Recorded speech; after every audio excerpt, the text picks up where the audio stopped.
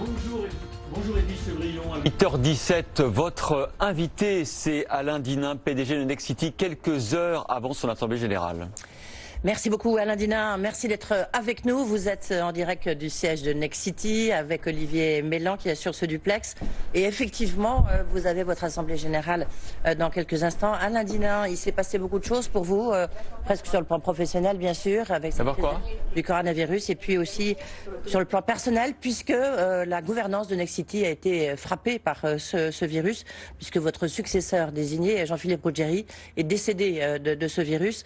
Est-ce que pour vous, j'imagine, c'était un choc et surtout, c'est aussi un choc pour Nexity. Comment va se construire l'avenir? Vous avez repris les rênes en direct, mais qu'est-ce qui va se passer? Bonjour Edwige, d'abord merci de me recevoir à la veille à quelques heures de cette assemblée générale de Nexity qui va se dérouler effectivement dans des conditions particulières. En plus, la crise sanitaire nous oblige à faire du huis clos, donc ça va être enregistré puis diffusé sur les réseaux. Comme vous le disiez, nous avons perdu Jean-Philippe Ruggieri. C'était d'abord un ami, c'était mon complice de 20 ans et donc l'émotion est encore très forte chez moi, mais aussi dans l'entreprise.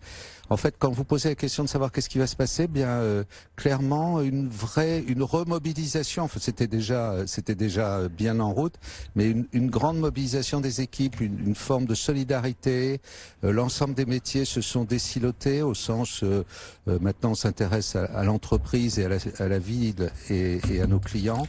Et peut-être encore plus d'énergie parce que Jean-Philippe nous a quittés le 24 avril, le coronavirus l'a emporté, il avait 50 ans. C'est injuste, mais c'est aussi injuste pour plein de gens en France et je leur passe aussi ma sympathie parce que quelque part Nexity, c'est ce qui s'est passé. Alain Dinin, on va parler bien sûr d'immobilier. On va rappeler que Nexity, c'est le premier promoteur immobilier français.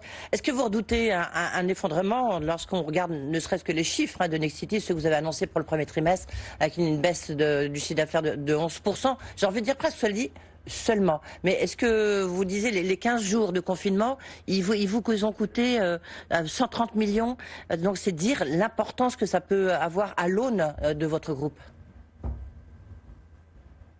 C'est important pour toute l'économie, et je pense que la crise économique est devant nous, donc il faut être extrêmement vigilant.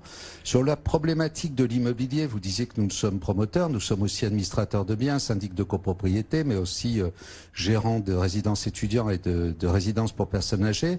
L'ensemble de ce secteur-là est beaucoup moins, peut-être moins impacté que d'autres, comme le tourisme ou l'hôtellerie ou l'automobile, parce qu'en fait, le vrai problème du logement et de l'habitat et du vivre ensemble se pose encore plus dans cette période de crise sanitaire.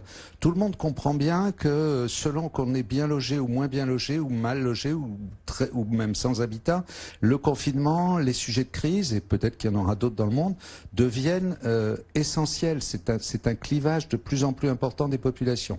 Donc ce sujet-là, au fond, on le rencontre. Nos clients n'ont pas arrêté de demander des renseignements. Depuis la semaine dernière, le nombre de contacts est redevenu important au niveau de la demande de logement. Et on ne demande pas et on ne se renseigne pas pour un logement par hasard, que ce soit en location, à l'achat sur l'ancien, mais aussi sur le neuf. Donc cette demande-là, elle est présente. On sait qu'on manque de logements en France. On sait qu'il faut produire plus. C'est peut-être le moment de repenser l'ensemble de cette chaîne. On va y revenir bien sûr, mais juste vous dites ça repart, donc un marché de l'immobilier qui est sonné mais pas KO. Est-ce que vous pouvez nous donner quelques chiffres, notamment pour Nexity? Alors, quelques chiffres, on peut le raisonner autrement. Dans le logement neuf, comme vous le savez, nous ne produisons que ce que nous avons prévendu. Donc la question, c'est est-ce que nos préventes d'avant la crise, ça nous semble il y a 20 ans, c'était il n'y a que 2 mois, est-ce que nos préventes ont tenu? La réponse c'est oui. Donc aujourd'hui, le carnet de commandes de Nexity, c'est 5 milliards de chiffre d'affaires, c'est donc pratiquement 18 mois d'activité. Alors on a un retard sur les chantiers, là aussi les chantiers ont redémarré. À aujourd'hui, nous sommes à plus de 80% de nos chantiers qui sont de nouveau en route. On aura un peu de retard de livraison, mais ces sujets-là font que effectivement les perspectives pour Nexity sont sereines. Alors on va perdre de l'argent par rapport à nos ambitions. On avait dit qu'on ferait plus 10% chaque année dans les 3 prochaines années. Bon, cette année, c'est déjà les résultats seront amputés, mais on a arrêté comme tout le monde, de prévoir à quelques heures près de savoir si ce confinement tient ou pas. On a arrêté de prévoir nos chiffres des années prochaines, mais je sais déjà que les résultats de Nexity seront solides et pour 2019, et pour 2020, pardon, et pour 2021. Et d'ailleurs, on n'a pas eu besoin de crédit, on n'a pas besoin d'aide de l'État. On a fait un tout petit peu appel au chômage partiel, c'est en train de se terminer, et l'ensemble des équipes sont en train de réouvrir l'accueil aux clients, les chantiers, comme je l'évoquais, et l'ensemble des dispositifs. Donc, plutôt confiant pour votre secteur, Alain Dinin. Lorsque je rappelais que vous étiez le premier promoteur immobilier, je sais bien que vous avez évidemment d'autres activités, mais c'est pour dire le poids que vous avez dans l'économie de l'immobilier. Vous êtes plutôt confiant. En tous les cas, on ne parle pas de craque, ni même d'effondrement, en fait. Alors, on n'a pas à risquer d'effondrement parce que les prix baissent et s'effondrent où il y a plus de demande, où il y a trop d'offres et pas assez de demande. Là, la question, c'est qu'on manque d'offres, puisque les permis de construire, je fais rapidement, mais c'est pour qu'on soit bien clair ensemble sur ce dont on parle.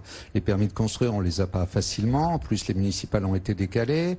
Les problèmes de prix et les problèmes de chantier des entreprises, beaucoup d'entreprises ont été impactées. La productivité va pas être au rendez-vous parce que toutes les mesures sanitaires font que les chantiers vont justement, se juste là-dessus, pardon, je vous coupe, Alain Dinin. Faible. Oui, Alain Dinin, pardon, je vous coupe, mais c'est un point important. Est-ce qu'il y a un surcoût effectivement dans l'immobilier à cause de ces mesures sanitaires dans les chantiers? Est-ce que vous avez pu l'évaluer? Alors, je pense que plutôt qu'un surcoût, il y a un ralentissement. Donc après, est-ce qu'on a la capacité de réaccélérer? C'est un petit peu comme certains qui disent on va rattraper le retard. Je pense pas qu'on rattrape le retard. Je pense que ce qui est important, c'est de remettre le monde dans cette activité-là. Donc c'est plutôt un ralentissement des mises en œuvre qu'une augmentation des coûts. En tout cas, pour l'instant, y compris avec les entreprises de bâtiments avec qui on discute, on vit plutôt ces sujets-là. Alors, sur les très très grosses opérations, ça peut avoir un impact sur les prix, mais le logement est fabriqué de beaucoup de petites opérations avec des entrepreneurs locaux que l'on aide, qu'on assiste et avec lesquels on est en train de protocoler de telle façon qu'ils puissent continuer à gagner de l'argent et que nous, on puisse livrer à nos clients. Donc ça veut dire quoi? Vous faites 50-50? Vont dans le bon sens. Il y a en fait un... Vous faites 50-50 sur le surcoût? On peut pas répondre comme ça. Je dirais... il est clair que j'écoute et que nous écoutons avec beaucoup d'attention toutes les entreprises de taille moyenne, disons 250 salariés. Pour les grands du BTP, les sujets sont un peu différents et on a d'autres discussions. Mais pour les entreprises locales et en particulier en province, enfin dans les régions, les petites entreprises, on est très attentif à faire qu'ils puissent continuer de faire leur travail. Mais ça n'est pas une négociation globale, c'est au cas par cas, mais plutôt effectivement dans l'idée de partager ce surcoût s'il y en a un. Bon, mais ça, c'est le problème de l'offre. Du côté de la demande est là. On manque de logements en France, on le sait tous. Oui. Il y aura 100 000 logements de moins de construits de mise en chantier cette année, et donc impact sur 2021-2022 extrêmement important. Mais en même temps, on a la crainte du chômage, les taux d'intérêt montent, les clients sont inquiets, s'endetter sur 15 ans, 20 ans ou 25 ans, ça nécessite d'avoir une confiance. Donc on peut aussi avoir une crise de la demande et de savoir si cette demande est solvable ou pas. Et donc le projet de Nexity, on va contribuer à l'idée d'un plan de relance. Et comme vous nous connaissez bien, quand on a une idée, on la pousse en avant et on le fera peut-être ensemble dans les prochaines semaines, de dire au gouvernement, voilà, est-ce que le problème aujourd'hui, c'est de savoir s'il faut faire des propriétaires ou des locataires, ou est-ce que le sujet ne serait pas plutôt de considérer que c'est un enjeu national, que c'est un sujet, le logement, qui est majeur et qu'il convient aujourd'hui de mettre peut-être toute la politique du logement à place. C'est peut-être une occasion historique. Une énième fois, j'ai envie de dire. De poser le sujet, de se dire que le logement... Pardon? Une énième fois. Chaque fois qu'il y a un nouveau ministre, même ici oui, même à Alain Dinin, vous nous dites, et à juste titre. Voilà. Essayons de profiter de la crise pour se dire qu'elle crée l'opportunité, parce que c'est une énième fois, ça fait très longtemps, Edwige, que nous parlons ensemble et que ces sujets-là sont abordés. On sait qu'on manque d'offres et qu'en plus elle est trop chère, donc quelque part les deux ensemble font que de toute façon le marché est bloqué. Et qu'il se reporte sur l'ancien et que donc les prix de l'ancien remontent. Tout ça, ça donne les informations sur le fait qu'il ne peut pas y avoir de crack immobilier, parce qu'il n'y a pas de raison que les prix baissent brutalement.